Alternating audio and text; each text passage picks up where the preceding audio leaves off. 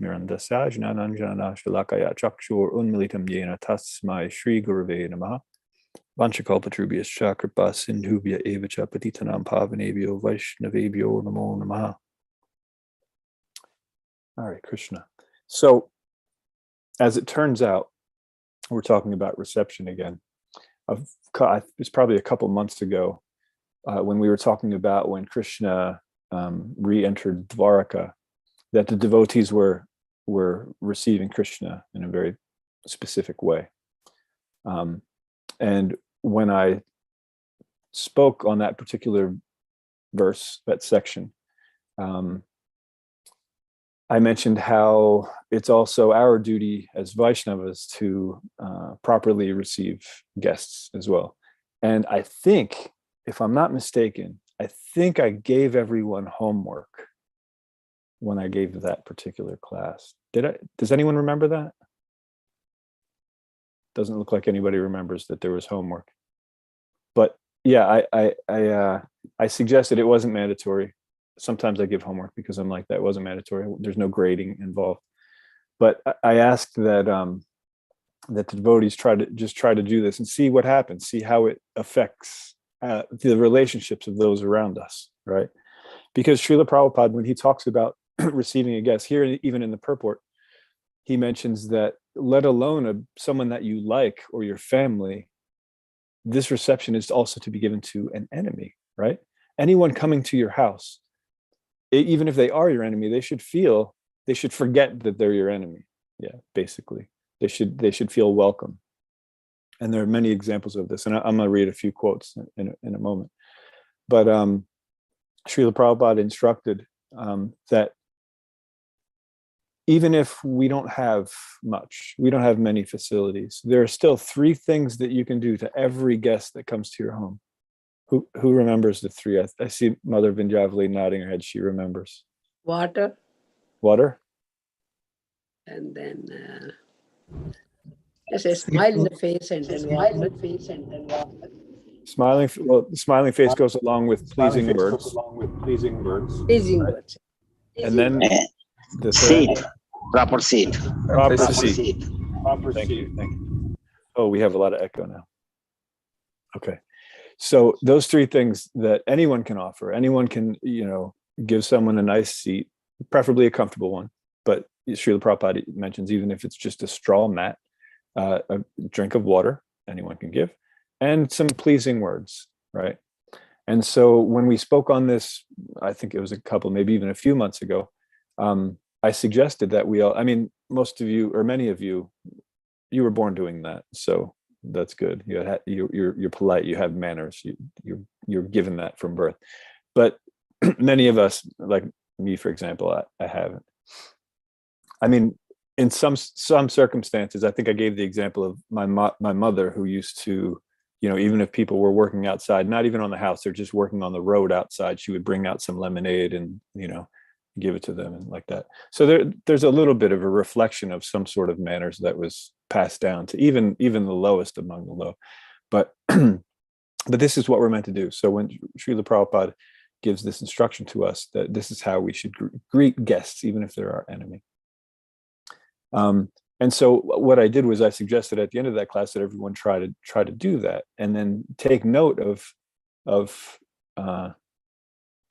what effect that has, because every cause has an effect. Everything we do has something that comes.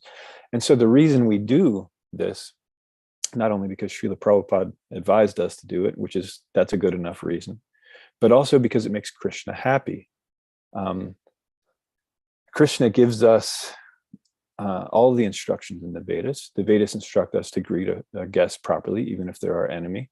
And so when we do that, even if it's against our natural inclination, if we see someone that we see as an enemy and they're coming to our house, our natural tendency is going to be, to kind of look at them funny and, be like, what are you even doing here? Or, or try to get rid of them as quickly as possible, or, whatever the case may be. But this isn't how Krishna wants us to deal with guests. And so we see from Shastra many different circumstances, many cases, how a guest is to be received. So when we covered this a couple months ago, it was Krishna being received. So one might say, all right, well, there's a difference because it's devotees greeting Krishna, right? Well, here it's the devotees greeting another devotee, and Srila Prabhupada mentions in the purport that even if it was not Vidura, who everyone adored, it's described a couple of verses ago that everyone acted as if, after not breathing for a long period of time, finally their life air had returned. That's what effect Vidura had, seeing Vidura. But even if an enemy came, this is how we're supposed to greet. So I'm going to read a few quotes because sometimes when I speak on a verse, what I'll do is I'll refer to some things, but I won't necessarily give the references. And this is okay, especially in conversation from time to time. Even Srila Prabhupada, if you're familiar with Srila Prabhupada's works, you'll start reading purports and you'll notice that sometimes he's paraphrasing a verse from somewhere else, and he's not necessarily giving the reference, but you'll see that, oh yeah, no, he's paraphrasing this verse. So it's okay to do, but especially in Bhagavatam class, it's good to give the reference so people know that you're speaking from authority. So I'm going to read a few instances. Okay, so first, before I even get into specifically greeting a guest, there's a verse in a purport from the 7th canto, 1st chapter. It's the 24th verse. So this is the 7th canto.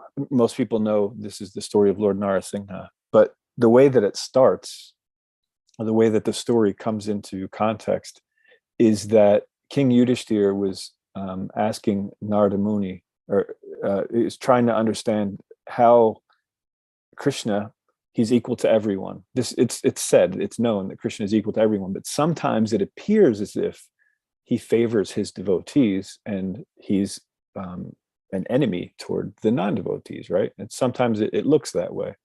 And so, of course, we know that it's not that way. It's just that since the devotees actually accept Krishna's mercy, that means they're receiving that favor, even though the favor is given to everyone. The envious don't take that favor, and so it looks like Krishna is biased, or that he shows special favoritism, right?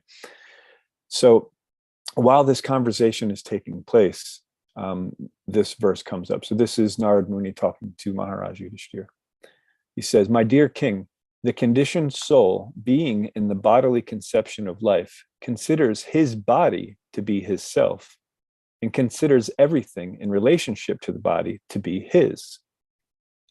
Because he has this wrong conception of life, he is subjected to dualities like praise and chastisement." And then the purport, oh, thank you for bringing that up. Only when a conditioned soul accepts the body as himself does he feel the effects of chastisement or praise. Then he determines one person to be his enemy and another his friend, and he wants to chastise the enemy and welcome the friend. This creation of friend and enemies is a result of one's bodily conception of life. So before we even get into, who we're greeting and why, just the concept of thinking somebody is a friend and somebody is an enemy, this is the bodily conception of life. This means that we're identifying with the body. And so we already know as aspiring devotees that that's not proper. We're not meant to identify with the body. We're supposed to identify with spirit, soul. So sometimes when we see someone that's coming and giving us unfortunate news, we understand they're a messenger of our karma, but we don't treat them in a harsh way because it's not their fault, right? So before we even talk about specifically how we greet guests, just here's the concept of friend and enemy and where it comes from. So Srila Prabhupada very clearly points this out. And then we also know from Bhagavad Gita, when we practice devotional service for a long enough time, eventually we reach a platform called Brahma Bhuta state. And in that state, there's no friends, no enemies, there's no desire, there's no envy like that. So, but being in the bodily conception of life, we are to at least understand, according to Vedic rules, that we should receive a guest that comes to our home in a very particular way. So this next one is a excerpt from a lecture on when Srila Prabhupada was talking on the second canto, third chapter, 17th verse. And this is just a lecture. And he says, according to the Vedic system, if someone comes to your home, even if he is an enemy, it is the injunction of the Vedas, griham shatrum apipraptam vishvastam akuto bhayam. When a person comes at your house, never mind if he is an enemy. Friend is welcome, that's right. But when an enemy comes, they are not forbidden. Not that in the gate there is this, oh, beware of dog, no trespasser allowed. No, there was no restriction. Even enemy was admitted. Come on. So, griham shatrum apipraptam vishvastam akuto bhayam. Even an enemy enters your house, you'll receive him in such a friendly way that he'll forget that you are his enemy.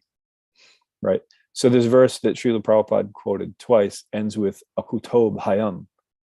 This is a fairly, we'll see this come up, akuto bhayam, throughout the Srimad Bhagavatam. In fact, the verse that I spoke on 2 weeks ago, I'm pretty sure ended with akuto bhayam. So who remembers what akuto bhayam means?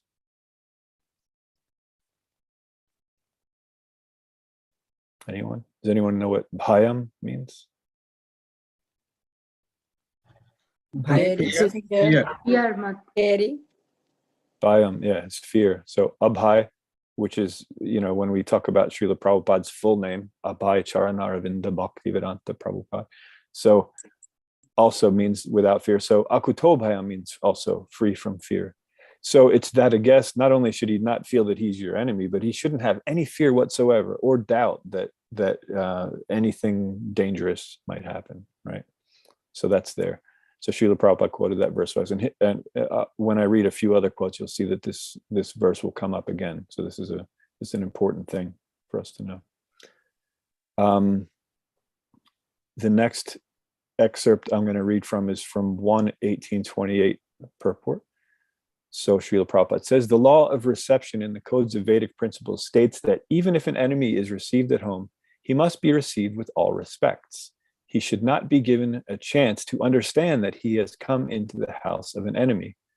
And then Srila Prabhupada gives an example. When Lord Krishna, accompanied by Arjuna and Bhima, approached Jarasandha in Magadha, the respectable enemies were given a royal reception by King Jarasandha.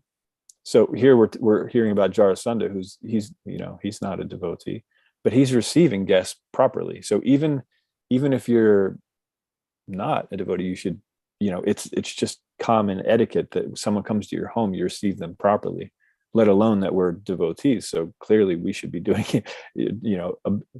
theoretically we should be doing a better job of receiving guests than someone who's completely uncultured, right?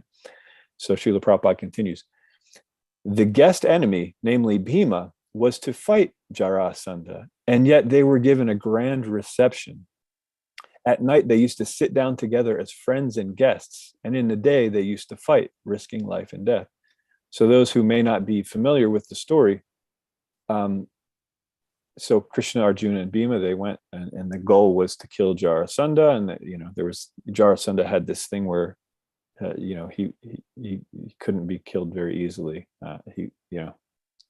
But he had this thing also. Anyway, long story. We don't have to tell the whole thing. But the reason they were there was to kill him. And so the fight lasted a really long time between Bhima and Jarasandha. And at nighttime, as Srila Prabhupada points out here, everyone sat down together as friends. So it's not that, there was a long fight and, then Jarasandha, since he was in his, he had home field advantage. So he had all of his cooks and everything, cooking him everything, and everybody else had to do madhukari or something like that, or, forage from the woods. No, it's just that everyone sat together. Now, okay, the fighting is finished. Now we're guests, and they gave him proper reception. So this is just good manners. Srila Prabhupada continues, that was the law of reception. The reception law enjoins that a poor man who has nothing to offer his guests should be good enough to offer a straw mat for sitting, a glass of water for drinking, and some sweet words. Therefore, to receive a guest, either friend or foe, there is no expense. It is only a question of good manners, right? So this is basically what we were talking about last time, but now, just giving the specific points. And Srila Prabhupada makes the point that it's not like there's no expenditure. It doesn't cost us anything. Anybody can do it. And it's just a question of good manners. So that's what we do. Now, the next quote I want to talk about. Now, this brings it then to another level, because this is basically where we left off the last time I spoke about this. And then I just encouraged all of the devotees to, try to implement this into their lives, and then also to take note of how this affects our relationships and how this affects our devotional progress. Because not only does it strengthen the relationship of whoever is coming to visit, right? But it also strengthens our relationship with Krishna, because then that means we're following the order of what he wants, how he wants people to behave, right? So when we do that, even though it might be against our nature, he sees that, oh, this devotee is now trying to, act properly. And obviously he doesn't want to naturally act properly. He's doing it for me. So he sees that as bhakti, that's devotional service. This devotee is stepping out of his comfort zone to be polite to someone that he doesn't necessarily like, because he sees that I advise that he, greets people properly, right? So Krishna sees this. So not only does it strengthen that relationship between whoever's coming to visit, but it also strengthens that relationship between us and Krishna. So this next one, it's actually from a conversation in 1972 in Japan. And here, this hopefully will give us a little more incentive to follow this sort of thing. Because as I mentioned before, anything we read in Srimad Bhagavatam, it's for the cultivation of bhakti. All the other Puranas will cover the same basic stories. They have the same outline. And some of the Puranas have a lot more verses, and some have fewer verses, and some have different focuses. And we learned a few chapters back that Srila Vyasadeva, when he was compiling all of these different Puranas and all the different Vedic literatures, that he felt despondent at one point, because although he was giving everyone, because all of the Puranas lead you to surrender to Krishna, but they're written in such a way that since, in all the varieties of Vedic literature, not just the Puranas, but since people are coming from so many different starting points, the Vedas have to deal with many different subject matters that might not pertain to everyone. They pertain to some people, but not to everyone, because it has to pertain to everyone somehow. So Srila Vyasadeva was despondent because, some people were looking at the Vedas, and they were seeing that there was this, I always can't come up with this word. There were concessions that he was giving, some exceptions that, okay, you can engage in some sort of sense gratification. So there were concessions given. And so people were taking those and they were just engaging in sense gratification, but they weren't looking at the regulation behind those concessions.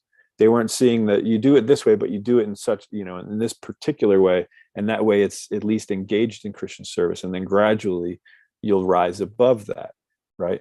So when Srila Vyasadeva's guru, Narada Muni, saw that he was despondent and had this conversation with him, Narada Muni pointed out that, yes, okay, you've done a very good job. You've done this, but you haven't focused on Krishna Bhakti. People were given all these different concessions, and the nature of people in this material world is they're going to take what they want and then they're going to ignore the rest of it. So he said, so you just give it directly. In one book, you give it directly. Everything should just be about Krishna Bhakti. So when we read the Bhagavad Purana, it's not like there's sections that don't pertain to bhakti. We read these sections and sometimes we even skip over certain sections. When we start reading about the universal form, for example, a lot of times we'll skip over that because that doesn't pertain to us. We know who Krishna is, right? We think like that. And so we skip over. Or, sometimes when the genealogy is happening, we think, okay, that's probably not all that important. We can kind of skip through, but all of it is important. So when we read about these receptions, and there are a lot of receptions in Srimad Bhagavatam, There's something that we can learn from that, right? So again, this one, this next one's from a conversation in 1972 in Japan. Srila Prabhupada says, that is Vedic civilization. Not that we cook for ourselves, my husband, for my wife and children, eat sumptuously and go to bed. No. Even Grihasta, he should be always prepared to receive a guest. Yes, and even if a guest comes, your enemy, you should receive him in such a nice way that he will forget that you are all enemies. And then he quotes this verse again, Grihe Shatrum Apipraptam Vishvastam Akuto Bhayam. This is Vedic civilization. Not that, beware of dog, please don't enter here. You are forbidden to come here, and if you come, I shall shoot you. Sometimes they do that. That is not human civilization. It is cats and dogs civilization. So actually, we are teaching what is human civilization. All right, and here's where it gets interesting that we might want to start paying attention. Because we must be also like human beings, not cats and dogs. Otherwise, how can you teach? If I am like cats and dogs, I cannot criticize others as cats and dogs. I must be first of all human being. Then I shall teach others how to become human being. I must first of all become a devotee. Then I shall request others to become devotee. Apani achari jive shikaila bhakti. First behave yourself properly, then teach others to become perfect. That is preacher. So the reason I wanted to bring this one up is because we find ourselves, and I see this is a fairly common thing, that we're aspiring devotees. We think, okay, I'm in an okay situation. I'm on the right path. I've been practicing Krishna consciousness for a certain amount of time, and I see the world around me. It's not, there's people doing this and that and the other thing, and I want to complain about it. I want to complain that they're doing this, that, and the other thing, right? And not only do I want to complain about it, I want to change it. I want to change these people because they're not doing the right thing, right? And that's okay to think sort of like that. We're meant to be preachers, right? We're meant to take this Krishna consciousness, practice it ourselves, and then also give it to others. The Srila Prabhupada is making the point here that unless we ourselves are taking these instructions to heart, we can't demand that anybody else does it, right? That just doesn't make any sense. That's just bad etiquette, bad manners. So the point is that, and Srila Prabhupada specifically brought this up about receiving a guest, is that if we're not doing this properly, we shouldn't insist that anyone else do it properly. So if we're acting like cats and dogs, or as Srila Prabhupada mentioned in one of the previous quotes, if we're just on the bodily platform, then we shouldn't be upset when somebody else is acting on the bodily platform. We shouldn't demand that they stop acting on the bodily platform like that. So that's one thing beyond what we spoke about a few months ago, that hopefully will give us incentive to start, paying more attention to these particular sections and applying them into our lives. Now, here, the next excerpt I'm going to read is from the 8th canto, 16th chapter, verse 6 and purport. So this is Kashyapa Muni. One day he came home and he saw Mother Aditi, who was very much distressed. And so he wanted to find out what's the cause of this distress, right? And so sometimes someone is so distressed that they can't even really speak. And so the person who's trying to comfort them, they'll just start guessing. Well, was it this or was it this? Like that. And sometimes the person just wants the other person to guess, right? So this is what's going on. This is the situation. Mother Aditi is very upset, and Kashyapa Muni, he's giving various reasons of what could possibly cause this her distress. So he says, I wonder whether because of being too attached to the members of your family, you failed to properly receive uninvited guests who therefore were not welcomed and went away. So that's a possible reason that his dear wife could be so upset. And then Srila Prabhupada comments, it is the duty of a householder to receive guests, even if a guest be an enemy. When a guest comes to one's home, one should properly receive him by standing up and offering him a seat. It is enjoined. And then here's that verse again that we heard probably 6 times. Grihe shatrum apipraptam vishvastam akuto bhayam. If even an enemy comes to one's home, one should receive him in such a way that the guest will not forget that the host is his enemy. According to one's position, one should properly receive anyone who comes to his home. At least a seat and a glass of water should be offered so that the guest will not be displeased. Kashyap Muni inquired from Aditi whether disrespect had been shown to such guests or atitis. The word atiti refers to one who comes without an invitation. Now, the reason I bring this one up is because now it's showing so we've heard what we were meant to do, right? Now here we're learning about the consequences of what could happen if we don't do it, right? So we understand what's good about if we do it. Now we're starting to understand what about if we don't do it. You can become so despondent, right? So Kashyapa Muni saw his wife in such a state, and he thought, well, maybe it was this. Maybe this is the reason. Is it that some uninvited guest came, but you weren't able to receive them properly, and now this is a reaction of that, right? So we see, okay, now, all right, maybe there are consequences. So maybe this could inspire us more. Maybe it's not that just hear that that's what Krishna likes, or that's what Srila Prabhupada likes, or Srila Prabhupada saying that we shouldn't even expect others to change their lives in such a way unless we do like that. And so now maybe it's okay. Maybe this will inspire us to pay more attention, right? And then the last one I'm going to quote from, yes. The last one I'm going to quote from is from the 5th canto, the 26th chapter, text 35. Now, the 5th canto, the second half of the 5th canto talks about the cosmic manifestation. It talks about how everything's created. So each universe, or innumerable universes, they all come out of the pores of Mahavishnu, who's laying in the causal ocean, the Karna ocean, right? Or the Viraj river. And so all of these little tiny universes are coming out of his pores. And each of those universes is designed in a specific way where everything is coming from this lotus stem that's coming out of Lord Vishnu's navel. So it's hat full of water, and then so the second half of the 5th canto explains basically how this universe is created. It talks about the earthly planets, the earthly realm on Bhumandala. It talks about the terrain there, the mountains, the rivers, how the land is divided, who it was named after, how the land was formed, the types of people who live on them, what form of Vishnu they worship, and what prayers they use to worship said deity of Vishnu.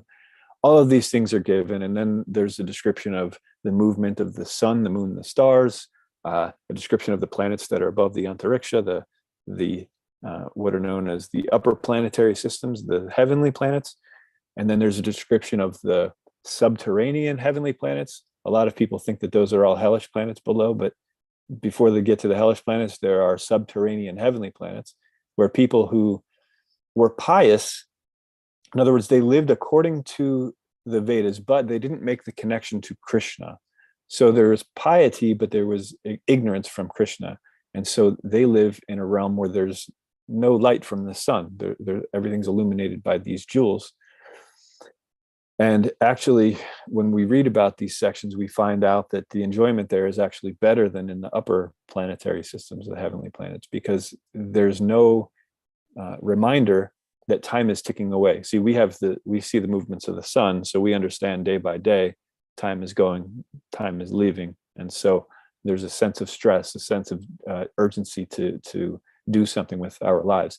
Whereas in the subterranean heavenly planets, it's much like being in a casino where there's no light, there's no clocks, nobody knows what time it is, and everyone's just there to enjoy.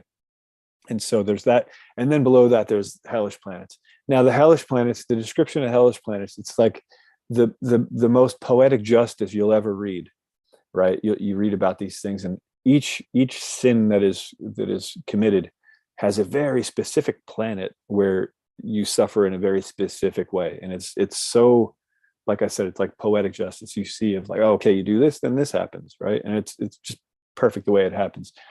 And the thing about these hellish planets is when we read about the descriptions, there's a whole lot of pain that's going on. And we think, all right, well, if I'm subjected to that much pain, I'm just going to pass out and I wouldn't even know it, right? Well, in these hellish planets, you're given a body, you're given a specific body that doesn't pass out from pain. So you actually have to experience all of it, right? So this one that we're going to read today it might not seem that bad because it's like, whatever, something plucks out your eyes, whatever, sure, it'll hurt.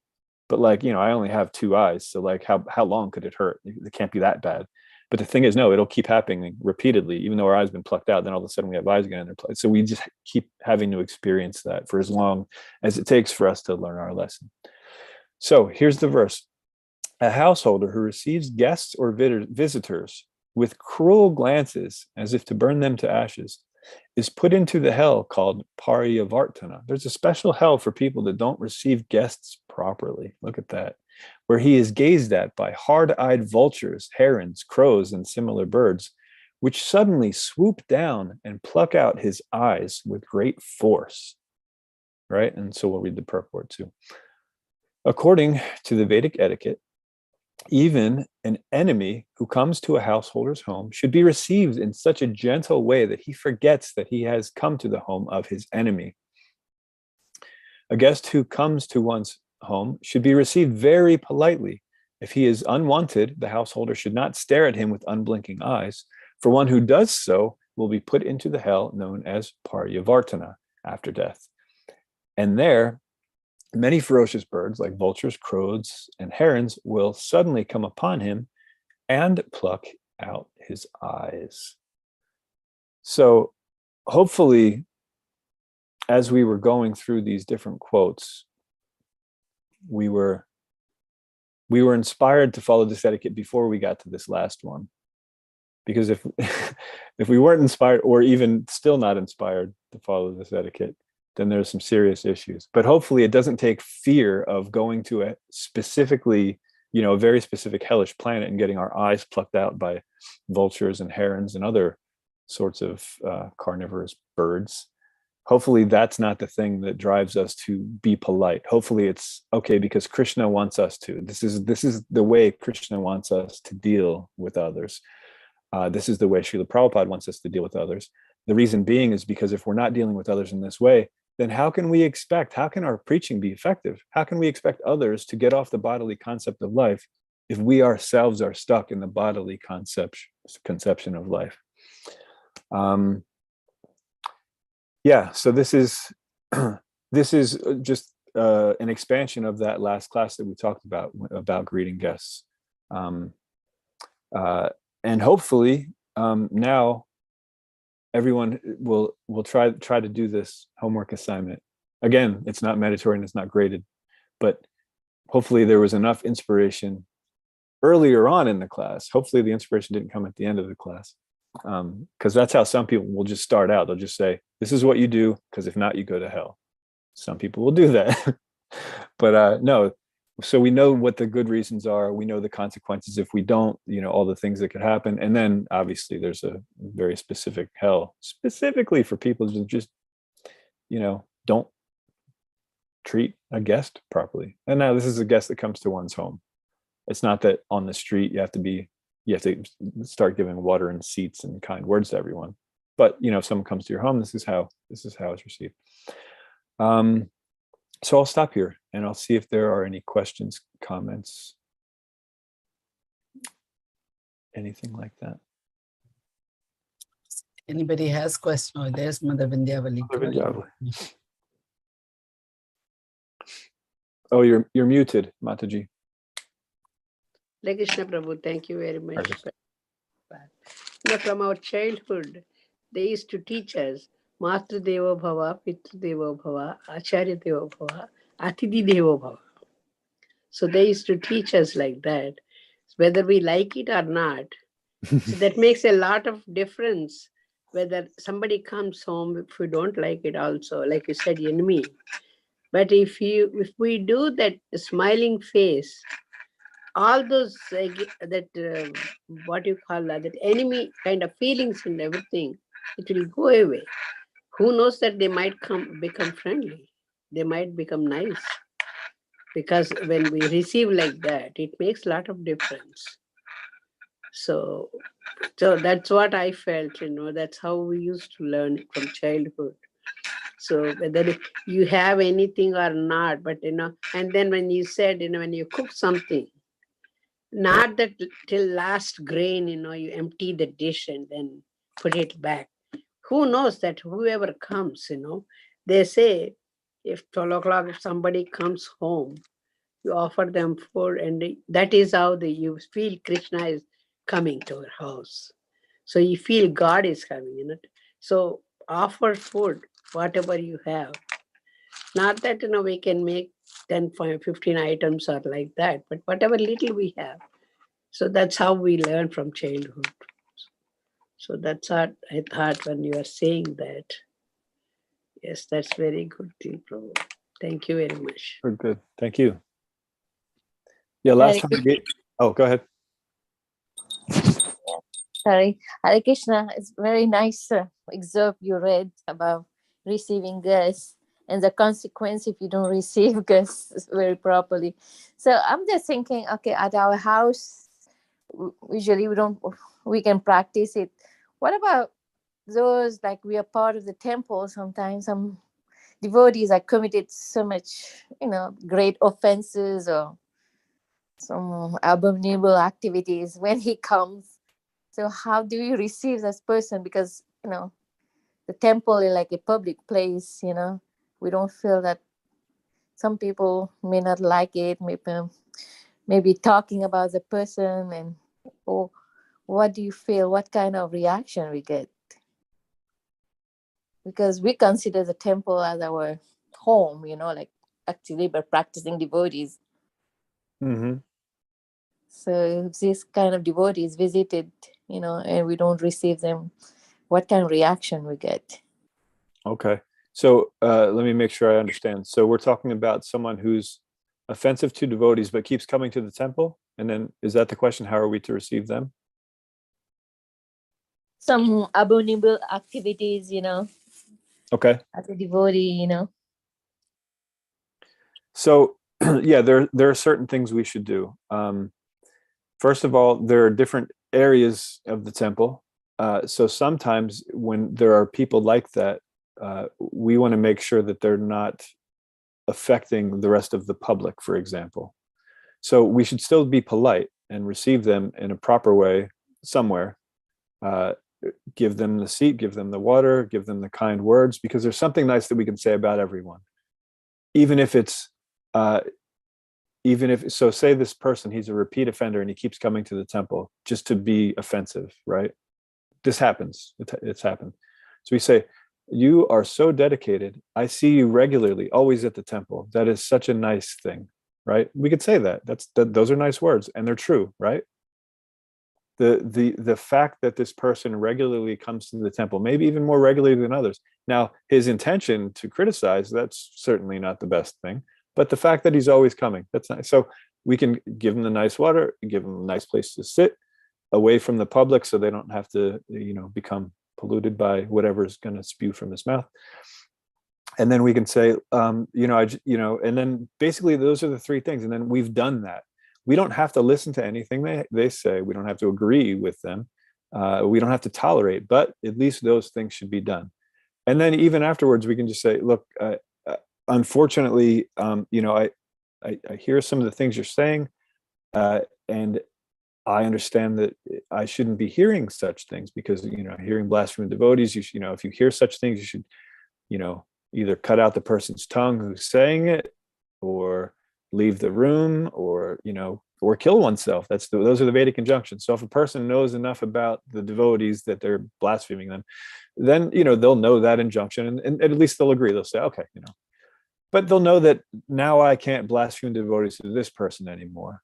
Because sometimes people just want to be heard. They just want to talk, And so it's good that they're coming regularly. It's not good if they're trying to pollute others against the temple, but we can deal with it in such a way. So, a lot of times we try to see something as, okay, here's the ideal, but I can't do that because of this situation. Well, it's not that there's a situation where you can't do that. Like Srila Prabhupada showed, Bhima went there to kill Jarasandha, and Jarasandha wasn't even, he's not a devotee, so he doesn't even need to follow this process, but he's pious. He understands that this is what you do. So someone comes there to kill him, and he's still giving them proper reception, even though the fight is lasting days and days and days. Each night he's giving them a nice feast, place to freshen up, nice place to sleep, all that. Even though there's clearly enmity there, there's a fight going on, and they're trying to kill each other. But this is how it's done. So it's not that we see, okay, if this person, somehow we have to see how both can be done. We can see how, yes, we can greet in this way, and we can also make sure that the person is not causing harm to others, right? And if we're mature enough, and if we've read enough, then we can do that. If we personally are not, then we find somebody who is. Someone at the temple will be able to deal with that person in a positive way that's not going to affect others negatively while following etiquette, right? And so that's how that is. Now, if someone just comes in, for example, and it's just obvious that they're just trying to cause harm, like let's say someone comes in with a shotgun and a torch, and they're just trying to burn the temple down and kill as many people in there. Now, we don't have to give them a seat and water and kind words. That's not the top priority at that point. The top priority is, you gotta protect everyone and make sure. But so, obviously there's an exception there. But what we tend to do is we tend to expand that exception to anybody that we just don't like, anybody that rubs us wrong. We're like, well, no, I don't have to treat them with any respect, or, and it's not even treating them with respect necessarily. It's just following what Krishna wants us to do, how to receive a guest. Those three things. They shouldn't feel like they're the enemy when they come to visit. And then, so obviously there are exceptions, like we said, but we should be careful to not try to expand those exceptions. And this is exactly why Srila Vyasadeva was despondent, right? Because people were taking those exceptions. There are always exceptions, but people were expanding those to suit their own personal material conditioning. So we have to be careful not to do that. So obviously there's a situation where, like I said, shotgun, torch, they're trying to cause all this harm. Yeah, we're going to receive them a little bit differently, because they're not coming with any sort of etiquette either. But we shouldn't try to expand that to just, be rude to anyone that we don't like. Because as we started on, this concept of someone being a friend and someone being an enemy, that all comes from being on the bodily conception of life. There's all sorts of agents of karma going on around us, especially in the age of Kali. It shouldn't be a surprise that there are terrible things happening around us, right? So many things have happened in the past, and they're, the repercussions are all around us, right? And so that shouldn't be a surprise. But everyone that comes to us, especially to our home, they're sent by Krishna. And so if we receive them in such a way, we'll see that they're, I gave the example, I don't know, some of the people on this class I see a few different names at least than the one few months ago. But the example I gave is, so even if someone comes to, your neighbor, for example, comes to borrow the lawnmower, his lawnmower broke, and he needs to finish mowing his lawn, right? So he comes over. Now, generally in America, this would be a very quick exchange. Neighbor would come over. Hey, man, my lawnmower, can I borrow? Sure. Yeah, here you go. Not even it's just like the quickest thing ever. You don't even want to, but if you could do that, sure. But if we want to do it the right way, then we say, yeah, you know what? Come in for a minute. It's really hot out there. Come in, have a glass of water. I'm just going to get the key to the shed. It's, but here, sit down, have a glass of water. And then while we're rooting around getting the key to the shed, we mentioned something nice, like, man, I just saw those new flowers that your wife planted, those orange ones. They are so beautiful. It really brings the property together. Do those come back every year, or do you have to do them? Just get kind words. And you'll see that if we do that, even on these just small things, the relationship is, it's much nicer. It's a much nicer relationship. And like I said, most importantly, Krishna is pleased by that, right? Krishna sees that, oh, okay, normally this Charu Chandra Das would, since he doesn't like talking to people so much, he would just try to, as quickly as possible, get rid of this, annoying neighbor who's trying to borrow this stuff. And, but since he knows that, I prefer this particular way of greeting people, he's done that. So I see, okay, he's trying. So now, there's going to be some benefit there. So not only is the relationship, that material, the relationship, with the guest, not only is that better, but then our relationship with Krishna is better. And that's the most important thing, because that's what we're trying to do.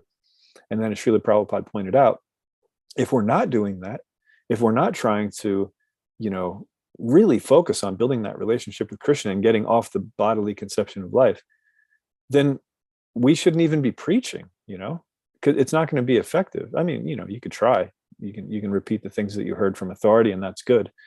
But if we ourselves are not trying to, repair that relationship between us and Krishna, and to do the things that he likes his devotees to do, then, we can't expect anyone else to do that. But we see that that's what goes on.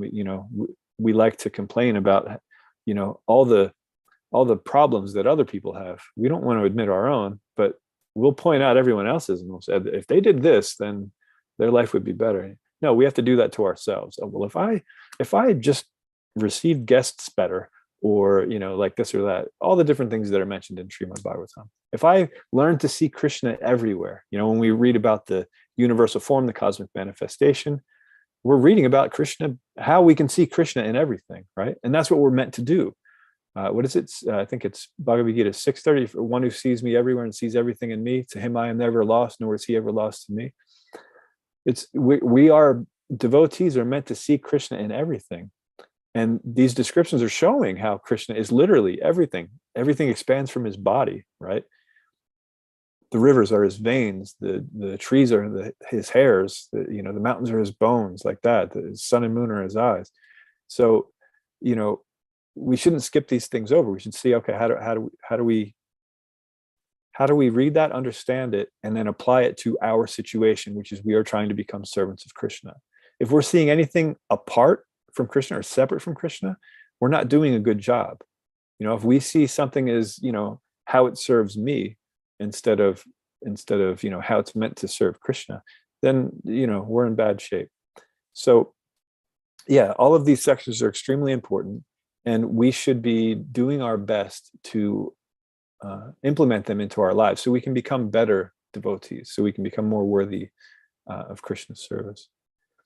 Did that answer your question, Golokananda? I kind of went off on a tangent there. I do that a lot. Yes, Prabhu. Yeah, you spoke very nicely. Okay. I'm just thinking, if Krishna can tolerate all our nonsense, who are we that always think like that? Who are we to not to tolerate other people? Right. Right. Yeah, that's the other thing is we can see someone who's coming to the temple and they're always just committing offenses. We could just think in our heads, man, that's actually probably me, because I know a lot of stuff that I'm not supposed to do that I do anyway. That's offensive. So even though this person's doing other offenses that I can notice, oh geez, now I should probably, so maybe that person's just coming to your temple to show you that, even though their offenses are much more obvious and seemingly ridiculous to you, oh geez, yeah, I have a whole lot of offenses in myself that I should work on. And in that way, a person who is there to offend devotees is actually teaching you to become a better devotee. Isn't that cool how that works? So yeah, anyone can be our guru, even if they're, not literally, you don't offer arti to their feet, but you can learn from their example, even if it's a bad example. Like I sometimes bring up my late brothers. I learned from their negative example in a lot of things in life, and so that's good. You see someone make a mistake, and then you say, okay, I'm not going to make that mistake. That's one way to learn a lesson. You don't always have to make the mistake yourself. Sometimes you could just theoretically understand it. Okay, no, yeah, I don't want to do that. Sometimes you actually have to see someone go through it. Sometimes you have to go through it yourself. And sometimes even after going through it yourself, you still don't learn the lesson. There's lots of ways to do it. Krishna gives us many options. But yeah, we should see these as opportunities to learn. because whatever faults we see in others, they're definitely present within ourselves to some degree. And so if we can then use that to help us get rid of those faults and to become better devotees of Krishna, then, then that's a success.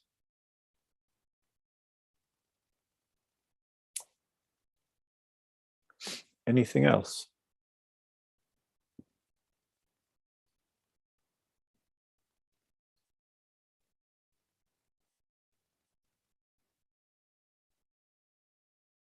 Yeah, I didn't really want to go there with the whole hellish planet thing. But yeah, I guess sometimes you have to. And like I said, that shouldn't be our motivation. But at the same point, we should be aware of it. It's there. It's in the Bhagavatam. So it's like, oh, okay. Well, all right. Sometimes it is scary. It's scary. But we don't know where we'll go and what we are doing. As far as our knowledge, we should do right things. But even then, if we have to go, we have to go. That's all. That is Krishna's wish. We cannot avoid.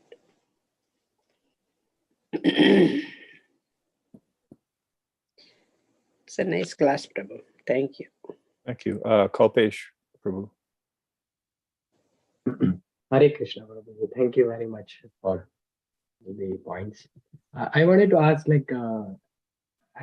have 8.4 million species of body, and we rotate into death and birth cycle. So when we travel to another planet, whichever, depending on the karmas, what type of body we will get? Does Bhagavatam or any Vedic scripture specifies, is there a part of, because I came across 8.4 million is only applicable in the Jarjar, like the place where we live, So. Oh, in Bharvarsha? No, as far as I understand, it includes all of the planetary systems. All the planetary. Okay, because I'm reading right now Modernity, written by ISKCON devotee only. It just maybe I'm. So it just says about the planet in which we stay. Doesn't say about the. I think somewhere it's actually broken down how many of those species are actually human and how many are devatas and how many are different types of animals. I don't know offhand exactly what that breakdown is, but I'm pretty sure there is a breakdown somewhere. It's probably fairly easy to look up on Folio. I can look it up if you want me to at some point and get back to you. But as far as I know, that's Ram Sham is unmuting. Maybe he knows. Yeah, Prabhu. So different Puranas are there. One of the important Purana is the Garud Purana. That Garud Purana, we know that Lord Vishnu, chariot is the Garud. So there is a detailed description in the Garud Purana. If we do this kind of offense, whatever offense, particular set of offense, so such kind of body we will get. But for the devotee, since we are chanting the Vishnu name, we are chanting Krishna name, so they all doesn't apply. Yeah, but still chanting also, and then offenses also. So it depends upon which one goes. So still it goes depend upon Vidura is the incarnation of the Yamaraj only. So all it depends, because karmas are very, very intricate. So it all depends how it goes. Yeah. Hare Krishna. Hare Krishna. Thank you. Okay. Hare Krishna, Prabhu. Thank you. Sure.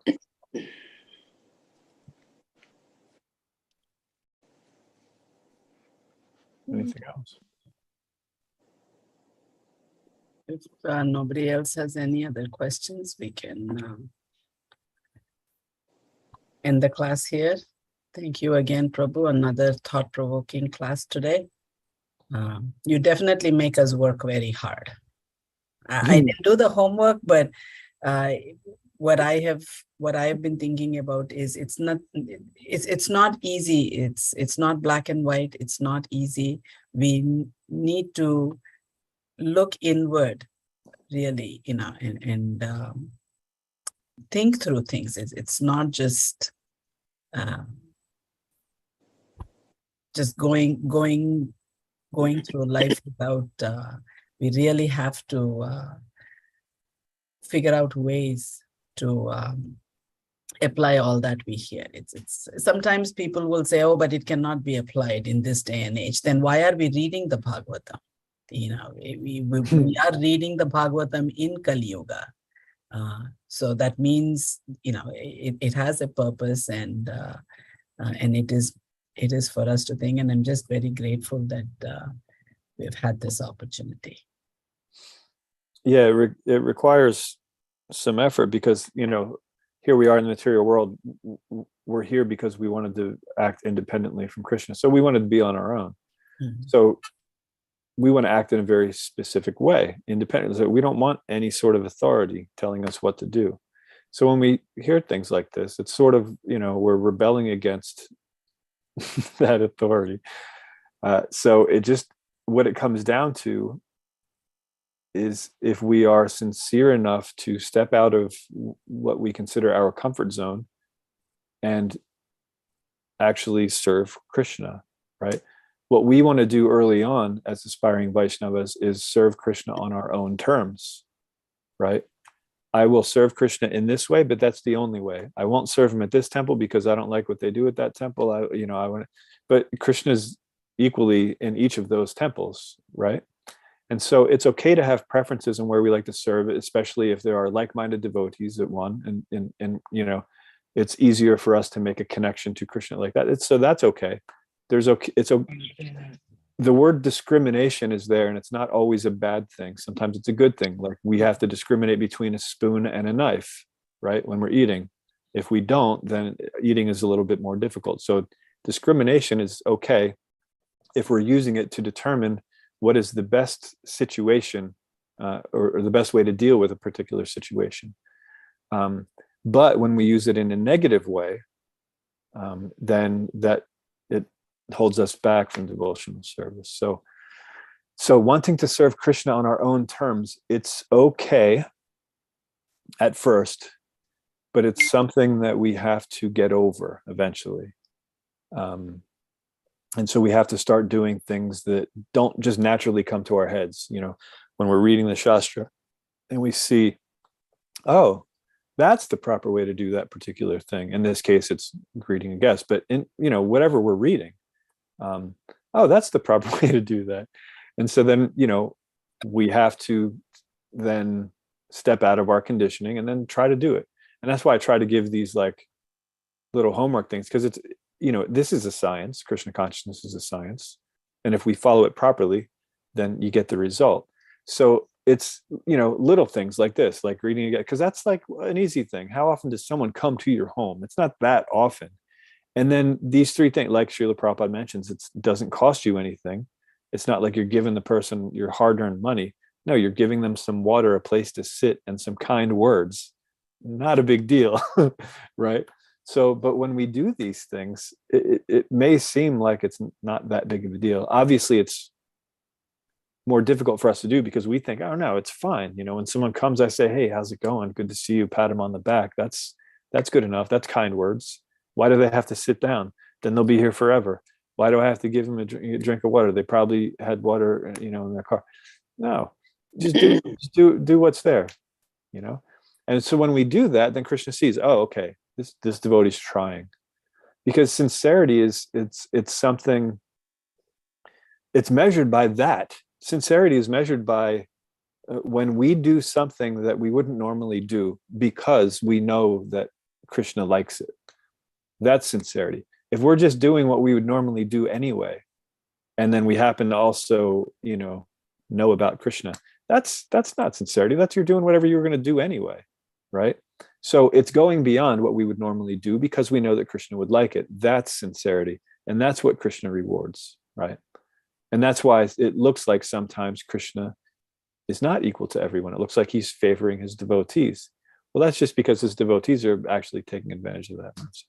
So yeah, that's what we have to do from time to time, even if it's a little tiny step, like greeting guests properly or increasing our focus when we're chanting, what we focus on, or increasing the amount of time we spend studying Shastra, or increasing the quality of our sadhu sangha, finding devotees who are like-minded, that we actually take inspiration from, that we find ourselves wanting to do better when we're around. When we see these devotees and they inspire us to, we see the qualities in them and we say, well, this devotee is very, very humble and I'm not so humble. So I'm going to spend more time with this devotee and find out how I can also become more humble or more tolerant or more compassionate, whatever the case may be, whatever quality that particular devotee has. And I'd like to have it. Or maybe it's that they're very knowledgeable, you know, maybe they always know the right shloka to chant and I want to know how to do that, you know. So this is how the process works. We have to understand that the setting that we're on now, our default setting, it's not where it needs to be, because we're in the material world, we're not in the spiritual world. And so to understand that and then to make adjustments accordingly within, you know, within what we're comfortable with. Otherwise it's Falco Vairagya. But yeah, so that's what this process is all about. So yeah, we always have to do these little things, and it's, yeah, sure, a little difficult, but that's what makes us advance, when we do things that are a little difficult out of what we would ordinarily do in order to please Krishna. He very much likes that. And now we've gone over time. Sorry, I do that. Good stuff to have gone over with, but go over time. But Yeah, thank you good, again, good, Prabhu. good info you gave us. Thank you. So Thank you so much, Shantra Prabhu. This is very, very, very nice. This whole class is very pleasing.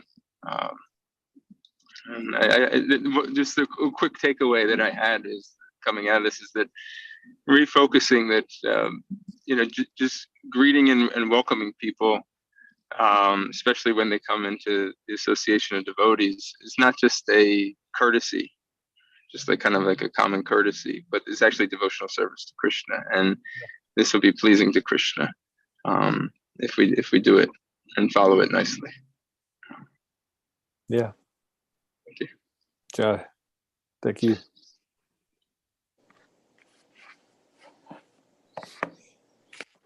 Sorry, Mother Shobharati, I think you were about to close it out. Yeah, she's gone. Okay. Yeah, she's gone now. Now Yes. Ram Prabhu Yes, to will go close to it out. Yeah. Pancha. Yeah, I'll take care, Prabhu. Pancha. Thank